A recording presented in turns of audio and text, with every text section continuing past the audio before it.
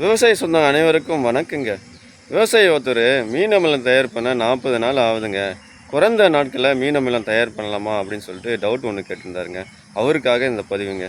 15 நாளில் நம்ம மீன் அமிலம் தயார் பண்ணலாங்க. அந்த 15 நாளில் மீன் அமிலம் தயார் பண்ணதுக்கு தேவையான பொருள் என்ன, எப்படி தயார் பண்ண போகிறோம் போன்ற அனைத்து தகவலும் இந்த பதிவில் பார்க்க பாருங்கள். இந்த பதிவை முழுசாக பாருங்கள். மற்ற விவசாயிகளுக்கு இதை ஷேர் பண்ணுங்கள். இந்த பதிவு சம்மந்தமான கருத்துக்களை, மேலான கருத்துக்களை இந்த கமெண்ட் பாக்ஸில் தெரிவிங்க. வாங்க இப்போ நம்ம வீடியோக்குள்ளே போகலாம். நமக்கு தேவையான பொருள் அப்படின்னு பார்த்தீங்கன்னா 1 கிலோ மீன் கழிவுங்க. அடுத்ததாக 1 லிட்டர் கரும்பு சாறு வேணுங்க. அதுக்கு அடுத்தது ஒரு 100 கிராம் தயிர்.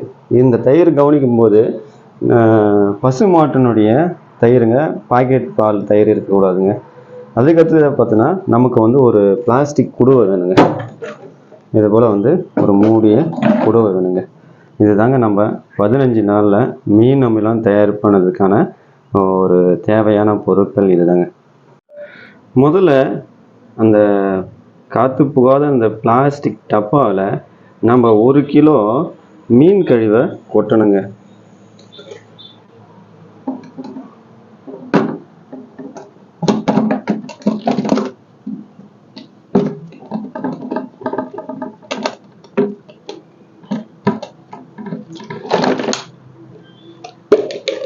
மீன் கழிவு உள்ள கொட்டிட்டோம். அதுக்கு அடுத்து என்ன பண்ணணும்னா, நம்ம ஏற்கனவே வாங்கி வச்சிருந்த இந்த கரும்பு சாறை அதுக்குள்ளே ஊற்றணுங்க.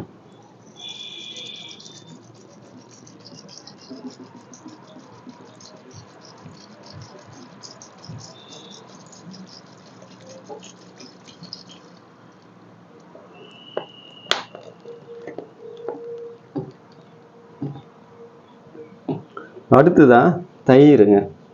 இதை நம்ம வீட்டில் தயார் பண்ண தயிர், இதையும் அதுக்குள்ளே ஊற்றணுங்க.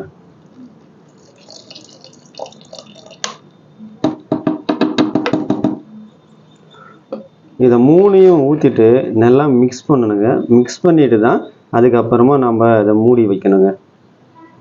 இப்போ 3த்தையும் போட்டு நல்லா கிண்டுங்க.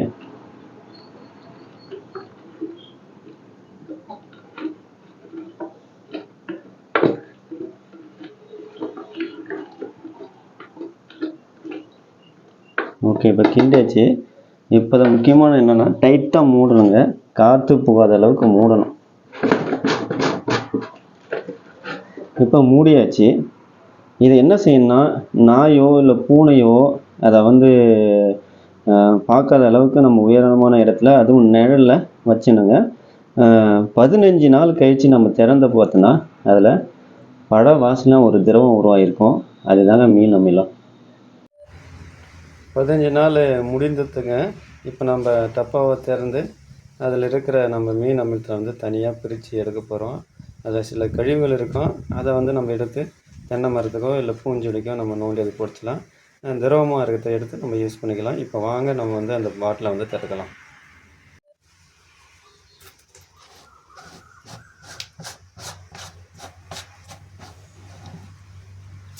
திறந்துட்டுங்க. வாசனை எல்லாம் பழ வாசனை வருது. இப்போ மேலே அந்த கழிவு தான் மேலே வந்திருக்கு. அதெல்லாம் எடுத்துகிட்டு உள்ளே இருக்கிற திரவத்தை தான் நம்ம மீன் அமிலமாக இப்போ பயன்படுத்த போகிறோங்க. இப்போ வாங்க நம்ம தனியாக ஊற்றலாம்.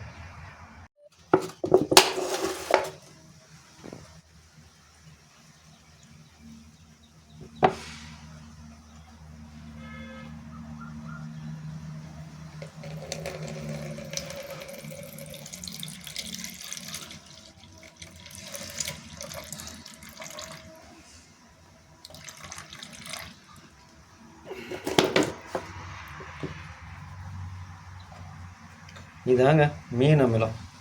இதை நம்ம எடுத்து ஒரு 10 லிட்டர் தண்ணிக்கு 150 மில்லி இந்த மீன் அமிலத்தில் நம்ம கலந்து பயிர்கள் மீது தெளிப்பு செய்தால் பயிர் நல்லா பச்சை பசேல்னு வருங்க. நோயும் வராதுங்க இதுக்கு.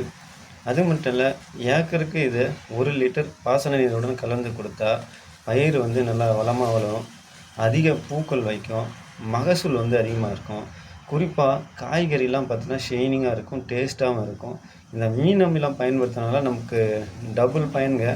ஒன்று வளர்ச்சி ஊக்கியாகவும் இன்னொன்று பூச்சி விரட்டியாகவும் பயன்படுதுங்க. இந்த பதிவு உங்களுக்கு பிடிச்சிருந்தா லைக் பண்ணுங்கள், ஷேர் பண்ணுங்கள், மறக்காமல் நம்ம சேனலை சப்ஸ்கிரைப் பண்ணுங்கள். மற்ற விவசாயிகளுக்கும் இதை பகிர்ந்து உங்களுடைய கருத்தை கமெண்ட் பாக்ஸில் தெரிவிங்க. நன்றிங்க.